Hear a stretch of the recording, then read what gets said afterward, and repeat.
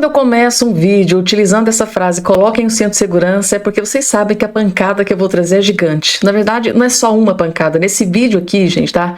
Esse vídeo está simplesmente impecável, porque são várias pancadas, é uma atrás da outra que eu vou trazer aqui nesse vídeo para todos vocês, gente, tá?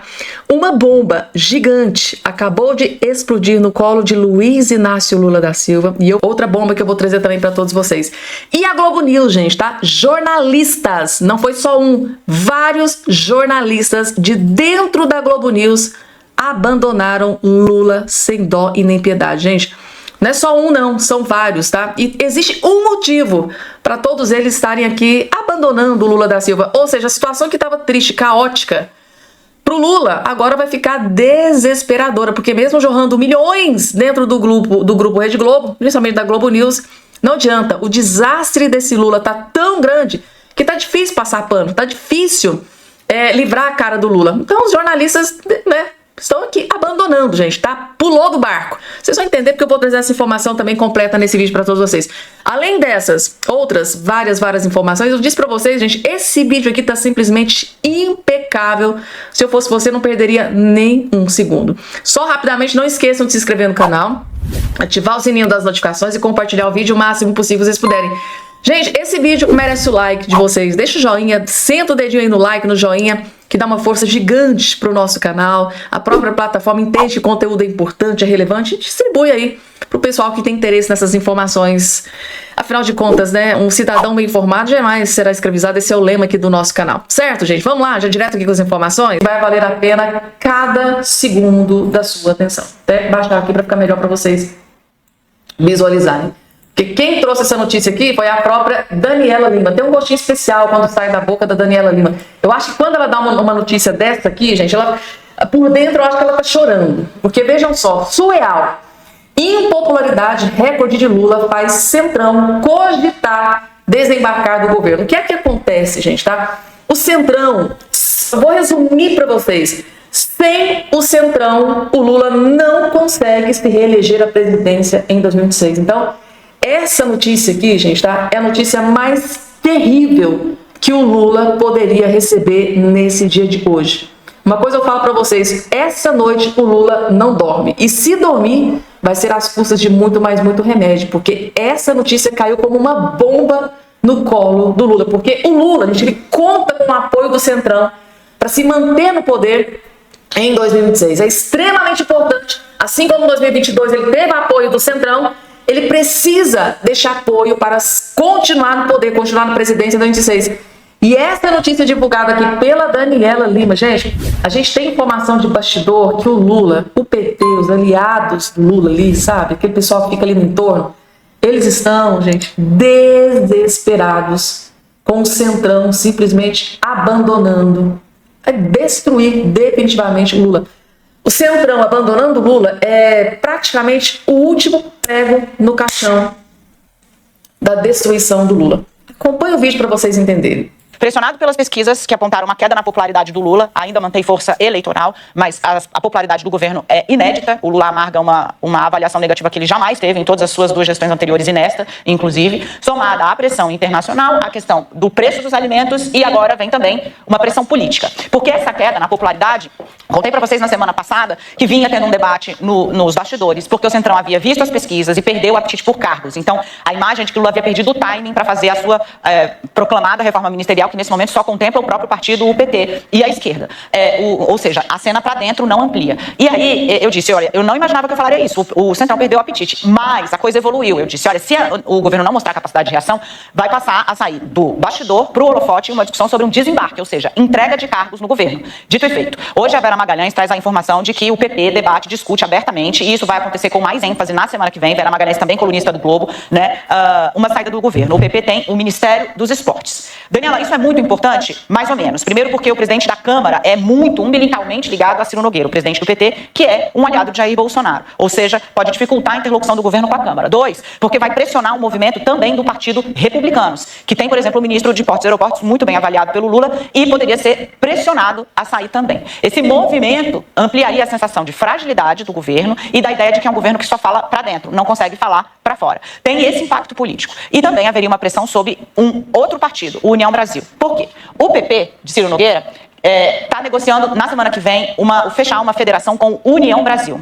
União Brasil é o partido do presidente do Senado, Davi Alcolumbre. O Republicanos também foi sondado, mas está mais reticente. Federação, eles atuam blocados na próxima eleição e também no Congresso. Isso poderia arrastar o movimento do União Brasil na Câmara também de entrega de cargos. O saldo é, para vocês entenderem, a imagem de um governo mais frágil. O que vai acontecer? O Centrão rachou. A gente avança, então, o dia seguinte dessa discussão. O Centrão racha. O PP diz que vai sair, o Ciro Nogueira consegui falar com ele hoje cedo, disse, olha, a pressão é quase unânime no partido para sair, mas ainda não tem um martelo batido. Nós vamos nos sentar para conversar sobre isso a partir da semana que vem. Aí eu fui a líderes de outros partidos. No União Brasil, Davi Alcolumbre segura a governabilidade no Senado. Essa é a crença dos líderes da sigla. Na Câmara, acham que também ainda tem margem de manobra. E as pessoas que são próximas ao presidente do PSD, Gilberto Kassab, garantem que ele não dará este tiro, digamos assim, na governabilidade do governo Lula. Manterá ali o seu apoio. Líderes do PSD, inclusive, estão tratando esse movimento da centro-direita ou direita, como o PP, por exemplo, como, abro aspas, oportunista. O fato é que o Centrão racha. E para jogar para frente, Camila, Leilani, Miriam e Valdo, né? O que isso espelha? Além desse ataque especulativo sobre o capital político do governo e da dificuldade que Gleisi Hoffmann vai ter para assumir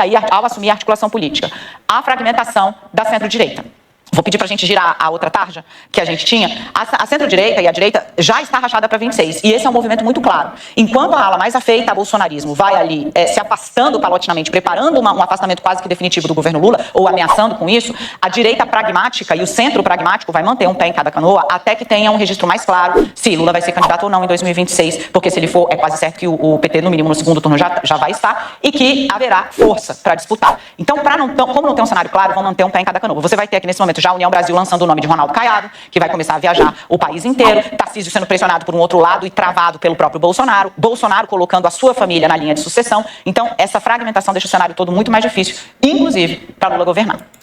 Pessoal, resumindo aqui para vocês, tá? O PP, o Ciro Gomes, né? Que o Ciro Gomes, Ciro Nogueira, tá? O PP, que é o Ciro Nogueira, já foi ministro-chefe da Casa Civil do Bolsonaro, está sinalizando o seguinte, vai abandonar o Lula. Isso, gente, tá? É previsível. O Ciro Nogueira sempre foi, né, aliado do Bolsonaro. A grande questão aqui é o PSD, que segundo Daniela Lima, está nesse momento com o pé em cada barco. Por que o Kassab, por que o PSD, por que a ala central do Centrão, não, a ala mais central do Centrão está com o pé em cada barco? Porque está analisando a popularidade do Lula. E com a popularidade do Lula despencando, gente, tá? O resultado não vai ser diferente, tá? Do PP também vai desembarcar do governo Lula. Vocês acham mesmo, gente, que se o Lula continuar definhando, degringolando, ou seja, derretendo na sua popularidade, vocês acham mesmo que o Gilberto Kassab, o todo-poderoso, o grande articulador que tem vários partidos, vários votos,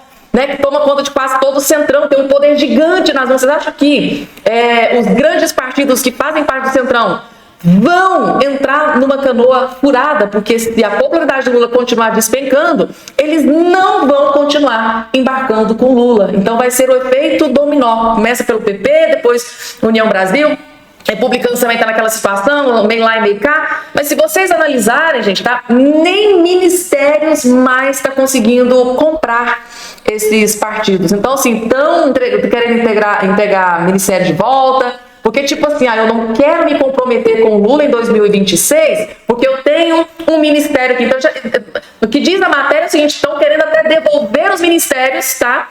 Para não serem obrigados a se comprometer em apoiar o Lula em 2026, porque sabem que se o Lula continuar despencando a sua popularidade, ele não tem chances nenhuma de conseguir se reeleger em 2026. É o efeito dominó, gente, tá? Se um abandona o Lula, 2 abandona, 3 abandona, a tendência é o restante, praticamente todos ali, abandonarem o Lula. Afinal de contas, quem que vai comprar uma briga onde ele já sabe que o cara já vai ser derrotado lá no finalzinho? Ainda mais se tratando de Bolsonaro, Tarcísio de Freitas, que está gigante na política, né? São 2 pares, assim, fortíssimos para 2026. E o Lula, do jeito que ele está caindo, eu acho que é capaz do Lula nem se candidatar. O próprio Lula, né, vem dizendo algumas vezes, né, o próprio sai da boca do próprio Lula, não sei, a idade, a saúde, popularidade, ele vai arriscar sair humilhado da política brasileira?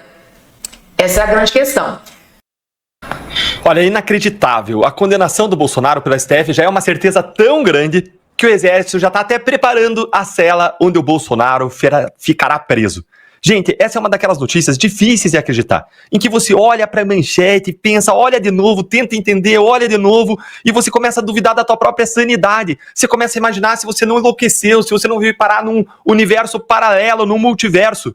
O Estadão publicou nessa semana essa matéria dizendo que o Exército já discute a cela onde o Bolsonaro poderá ficar se for condenado e preso pelo STF, sendo que a denúncia da PGR contra o Bolsonaro não foi ainda nem aceita, não foi nem recebida, nem começou o processo criminal. Ou seja, nem começou o processo e todo mundo já sabe que o Bolsonaro vai ser condenado. Fica aqui comigo para você entender esse absurdo, porque eu vou te mostrar agora 3 coisas. Primeiro, o que o Exército está deliberando a respeito de uma futura prisão do Bolsonaro.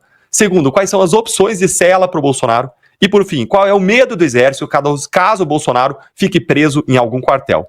E se você ficou curioso, vai curtindo o vídeo aqui para que mais gente entenda o que está acontecendo e bora aqui direto para o primeiro ponto para entender essa história. Então, primeiro, o que o Exército está decidindo sobre uma futura prisão do Bolsonaro? Basicamente, o Exército está planejando o que fazer com os militares da ativa ou da reserva que podem ser condenados e presos por conta da trama do golpe, dentre eles o Bolsonaro. Mas por que isso, Deltan?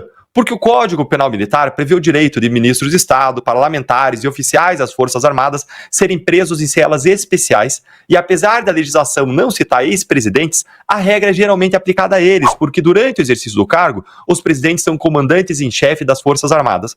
E além disso, o Bolsonaro é ex-integrante do Exército. Vamos para o segundo ponto agora então. Quais que são as opções de cela para o Bolsonaro? Qual cela seria essa? Seria uma cela especial, como aquela que está sendo ocupada hoje pelo general Braga Neto, que já está há mais de 80 dias preso ilegalmente, diga-se de passagem, já que não existem fundamentos aí para sua prisão preventiva. Essa cela especial, ela conta com armário, frigobar, televisão, ar-condicionado, banheiro exclusivo, mas o Exército também cogita que o Bolsonaro possa cumprir pena em uma cela especial na Polícia Federal, como aconteceu tanto com Lula quanto com Michel Temer quando eles foram presos. Dentre as hipóteses de cela militar, o Exército analisa que o Bolsonaro pode ficar preso no Comando Militar do Planalto, em Brasília, mas os militares têm alguns receios em relação a isso, que eu vou te explicar agora no terceiro ponto que eu prometi, que é exatamente esse. Qual que é o medo do Exército caso o Bolsonaro fique preso em um quartel? Gente, a verdade não é só um, são 2 os principais medos dos militares, segundo essa matéria do Estadão, caso o Bolsonaro venha ficar preso em algum quartel. O primeiro medo é que o Bolsonaro mantenha contato com outros militares durante a sua prisão. E o segundo medo é de que os seguidores do Bolsonaro montem acampamentos na frente dos quartéis e façam arruaças ali na frente, e os militares apontam 2 precedentes para isso. Primeiro, o acampamento que os petistas fizeram na frente da sede da Polícia Federal em Curitiba durante todos os 580 dias da prisão do Lula. E, em segundo lugar, os próprios acampamentos que surgiram depois que o Bolsonaro perdeu a eleição para o Lula. Embora eu aqui não veja aqui um risco de arruaça. Não tinha arruaça nesses acampamentos. O que teve ali no 8 de janeiro, sim, foi vandalismo. Mas fora disso, a gente não tem notícia de nenhum tipo de arruaça. Em geral, a direita ela defende muito bem a lei e a ordem.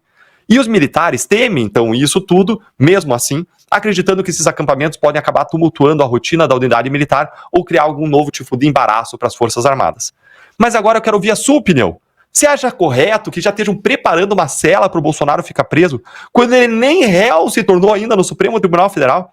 Você acha certo que alguém já seja considerado um condenado, mesmo quando você não tem nenhuma denúncia recebida? Que os próprios ministros antecipem isso na imprensa, a ponto de todo mundo já ficar preocupado procurando uma cela? Isso é certo? Em que país que a gente vive? Conta aí pra mim a sua opinião nos comentários. Vou trazer pra vocês um assunto que simplesmente está explodindo aí, né, nas principais manchetes do país. É essa questão daquela cidadã dos Estados Unidos que teve ordem de prisão decretada contra ela por ordem do ministro Alexandre de Moraes. Essa questão aqui, gente, a gente tem que dar uma atenção muito especial para ela por um motivo muito específico. E é essa questão que pode complicar e muito a vida do ministro do STF, Alexandre de Moraes, como em nenhuma das outras ações que estão sendo aí divulgadas. Por quê? O advogado aciona a embaixada dos Estados Unidos e pede sanções contra Moraes por prisão de cidadã norte-americana, gente. Flávia Magalhães, ela é brasileira, nascida no Brasil, mas é uma cidadã americana, né? Mora há muitos anos, né? Tem família nos Estados Unidos, então ela é uma cidadã americana, naturalizada ali americana. O que acontece, gente? Ela fez uma publicação no X e o judiciário não gostou ali da publicação, mandou retirar a postagem e foi expedida uma ordem de prisão dela, só que ela nunca teve acesso a essa informação. Então ela tentou, né, viajar para o Brasil, chegando aqui ela recebeu essa triste notícia, né? De que tinha uma ordem de prisão contra ela e tudo mais. E tá aqui a informação, o advogado Paulo Faria denunciou a Embaixada dos Estados Unidos do Brasil, o ministro Alexandre de Moraes. Então, o ministro Alexandre de Moraes foi denunciado à Embaixada dos Estados Unidos, tá? E na petição, Faria requer a aplicação da lei Magnitsky, norma que permite sanções contra indivíduos que violam direitos humanos de cidadãos dos Estados Unidos. Faria representa a brasileira e cidadã norte-americana Flávia Magalhães, que é alvo de prisão preventiva no Brasil, em razão de um post na rede social X de um suposto uso irregular de documentos, gente, tá? A denúncia formalizada em 4 de março de 2025 sustentava que Flávia teve sua liberdade violada sem notificação prévia e tudo aquilo que eu já disse para vocês, que eu já trouxe essa questão da Flávia aqui no canal para todos vocês. Aí, gente, o advogado quer utilizar exatamente essa lei Magnitsky exatamente para que sanções sejam aplicadas ao ministro do STF, Alexandre de Moraes, exatamente por estar violando algumas leis dos Estados Unidos, atentando contra os direitos humanos, liberdade de expressão e tudo isso. Então ele quer que o governo americano sancione o ministro do STF, Alexandre de Moraes, por estar cometer violações das leis americanas, que está atingindo em cheio ali uma cidadã americana, né? Uma cidadã residente, mora nos Estados Unidos. E vocês sabem que, ao contrário do que acontece aqui no Brasil, a lei nos Estados Unidos ela é levada muito a sério. Quando você que chega para ir para um tribunal, gente, aquilo ali não tem essa coisa de partido, de ministro ser de esquerda, de direita. Ali eles seguem à risca o que está na lei. Então ele está aqui exatamente pleiteando que essa lei Magnitsky seja, né, colocada em prática para que as sanções sejam movidas aí contra o ministro do STF, Alexandre de Moraes. Agora, por que isso aqui pesa realmente para o ministro Alexandre de Moraes? Porque, gente, tá? Há alguns dias atrás, o próprio Elon Musk teve acesso a esta informação que está aqui na sua tela. Sabe isso aqui, gente, tá? Que segundo o advogado aqui está acontecendo alguns abusos com uma cidadã dos Estados Unidos, né, liberdade de expressão, contra os direitos humanos, essas questões todas. O próprio Elon Musk, gente, teve acesso a exatamente esse caso aqui da Flávia Magalhães. O próprio Elon Musk, braço direito do Donald Trump, já está a par de tudo o que está acontecendo com esta cidadã americana. Aí dá para vocês terem noção da gravidade de toda a situação. Pessoal, próxima informação na tela. Vejam só o que está acontecendo, gente, tá? Governo estuda reagir às falas de Trump taxando Big Techs. É aquela colisão, né, entre Estados Unidos e Brasil. Com toda essa questão das tarifas, né, impostas pelo presidente dos Estados Unidos, Donald Trump, que está atingindo em vários países, o governo brasileiro quer mais ou menos assim, se resguardar, quer enfrentar, confrontar, fazendo aqui tipo uma ameaça mesmo ao governo americano. Tipo assim, ó, se acontecer alguma coisa com o Brasil, a gente vai retalhar, a gente vai reagir. E uma das formas que o Brasil tem para reagir é essa que está aqui, ó, na tela. O governo estuda reagir às falas de Trump taxando Big Techs, tá? Que é a declaração do Donald Trump, que acusou o Brasil de aplicar tarifas injustas, aumentam as discussões do governo federal sobre a taxação das Big Techs, afirmou o colunista Thales Faria no UOL de hoje. Ontem à noite, em discurso no Congresso, Trump mencionou o Brasil como um exemplo de país, né, que, segundo ele, taxa os Estados Unidos de forma injusta no comércio internacional. Com essa declaração do Trump no Congresso, ele aumentou no Brasil a discussão interna sobre algumas medidas, né? Uma delas é a taxação das Big Techs. Trump pode colocar taxas sobre o Brasil, que também pode aplicar tarifas sobre produtos ou serviços de empresas norte-americanas. Eu só acho engraçado que esses colunistas de esquerda só esquecem de mencionar. A questão aqui não é que os Estados Unidos vai taxar o Brasil naquilo, né, de forma inédita. Não tem nada inédito. É reciprocidade. Donald Trump deixou bem claro, né? Se taxar os Estados Unidos, vai ser taxado da mesma forma, da mesma igualdade, da mesma... É reciprocidade, gente, tá? Se taxar, vai ser taxado também. Então, eles dão a notícia como se fosse assim uma aberração. Nossa, os Estados Unidos vai taxar o Brasil. É reciprocidade. Acho que essa palavra não existe no vocabulário desses jornalistas, né? Um setor muito querido por Trump é o das Big Techs, que hoje estão no governo dos Estados Unidos. No ano passado, o ministro das Comunicações, Juscelino Filho, já havia anunciado que estava pensando nisso. E havia estudos no governo sobre esse assunto. Inclusive, o ministro das Comunicações, Juscelino Silva, está aí sendo investigado por uma suposta corrupção, né, gente, que vem acontecendo no Tribunal de Contas da União. Eu trouxe a notícia aqui ontem no canal. Então, para eles, a fala de Trump impõe um dilema, né, aos parlamentares bolsonaristas, né, já que apoiar o presidente dos Estados Unidos seria uma contradição no discurso patriótico exaltado por eles. Vocês estão vendo como eles tentam inverter a situação? Eles tentam dizer assim, olha, os bolsonaristas estão apoiando o governo Trump, taxar, tarifar, trazer as tarifas, né, para o Brasil. Não é isso, gente. O próprio Donald Trump já explicou 1 zilhão de vezes, é a reciprocidade. Por exemplo, se o Brasil não taxar os produtos americanos, não vai ter, né? Não vai ter reciprocidade. É simples assim. Se não taxar, não vai ser taxado. Agora, se taxar, vai ser taxado. E esses jornalistas esquecem, né, de explicar esse detalhe mega importante. Pessoal, notícia não muito agradável divulgada nesse dia de hoje, tá? Tá aqui a informação. Morre o ex-deputado federal Luiz Dantas, pai do governador de Alagoas. A política brasileira está de luto, gente, tá? Tá aqui a informação. Esse aqui que está aparecendo aqui na sua tela. O ex-deputado estadual e federal, né, por Alagoas, Luiz Dantas, 76 anos, morreu nesta quarta-feira de cinzas em um hospital particular de São Paulo. A causa da morte foi sepsis, consequência de um câncer de faringe que estava tratando. Luiz era o pai do governador de Alagoas, Paulo Dantas, que acompanhava o tratamento do pai na capital paulista. Ele deixa 5 filhos e esposa. Engenheiro agrônomo formado, produtor rural. Luiz foi deputado federal, tá? Antes foi secretário da Fazenda de Alagoas, na gestão do governador Fernando Collor de Mello. O último cargo foi o deputado estadual, que deixou em 2018.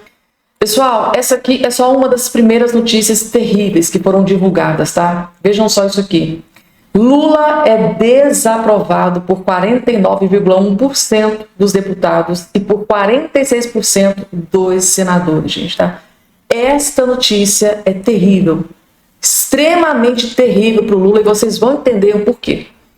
O presidente Luiz Inácio Lula da Silva, do PT, não conseguiu reverter a alta na desaprovação do Congresso e começou 2025 sendo mal avaliado por 49,1% dos deputados e 46%, mal avaliado também por 46,2% dos senadores.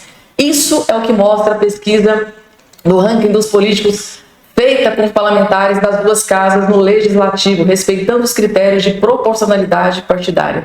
De acordo com o levantamento, 28,2% dos deputados avaliam a atuação do governo Lula como ótima ou boa. Os que classificam como regular são 22,7%. Entre os senadores, a avaliação é positiva para 30,8% dos entrevistados, enquanto 23% consideram regular. Os patamares são parecidos com resultados apresentados na pesquisa anterior de julho de 2024. A pesquisa também questionou os parlamentares sobre como eles avaliam a relação do governo Lula com o Congresso. O resultado foi o seguinte: 64,5% consideram ruim ou péssimo, gente, tá? Ruim ou péssimo a relação do governo Lula com o parlamento, gente, tá? 10% consideram regular, 25,5% avaliam como ótima ou boa. Já entre os senadores, a relação de Lula com o Congresso é ruim ou péssima para 53,8%, ou seja, lá no Senado, a relação do Lula com o parlamento, com o Congresso, é ruim ou péssima para 53,8%, ou seja, a maioria, né, dos senadores acha ruim ou péssima. Regular, 27%, ótima ou boa, 19%. Isso aqui, gente, para o Lula, que pretende se reeleger à presidência em 2026, é a pior notícia do ano. Eu tenho certeza absoluta que neste exato momento o PT, o Lula, toda a ala esquerdista da base aliada do Lula devem estar completamente desesperados. Reunião deve acontecer aí nas próximas horas ou nos próximos dias, porque isso aqui é extremamente preocupante, grave para Luiz Inácio Lula da Silva. E aí